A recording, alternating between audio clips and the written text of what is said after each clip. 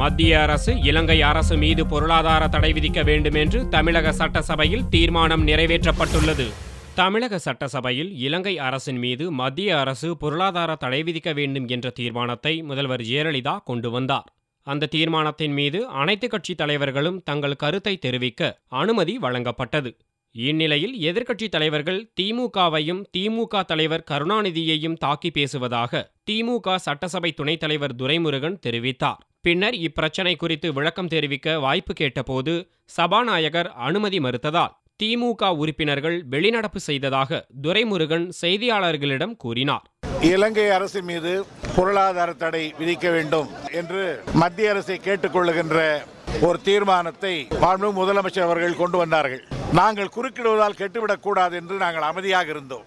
என்னை அழைத்த பொழுது இந்த தீர்மானத்தை திராவிட முன்னேற்ற கழக சார்பில் ஆதரிக்கிறோம். ஆனால் எதிர்க்கட்சி தலைவராக இருக்கக்கூடிய ஒருவர் முன்னாள் முதல்வர் கலைஞர் அவர்களை பற்றியும் திராவிட முன்னேற்ற கழகத்தை பற்றியும் சரமாரியாக வாய்க்கு வந்தபடியெல்லாம் பேசிக் கொண்டிருந்தார். அப்படியானால் எனக்கும் பதில் சொல்ல தெரியும், ஒரு வாய்ப்பு தர வேண்டும் என்று கேட்டேன். ஆனால் சபாநாயகர் அவர்கள் அதை ஒரு முடிவோடு என்னை பேசவே முடியாது என்று அனுமதித்து விட்டார்கள். என்னுடைய பேச்சுரிமை மறுத்த காரணத்தால் நாங்கள் வெளிநடப்பு செய்திருக்கிறோம். முதல்வர் கொண்டு வந்த இத்தீர்மானத்தை திமுக சட்டசபை உறுப்பினர்கள் உட்பட அனைத்து கட்சி சட்டசபை உறுப்பினர்களும் முழு மனதாக ஆதரித்தனர்.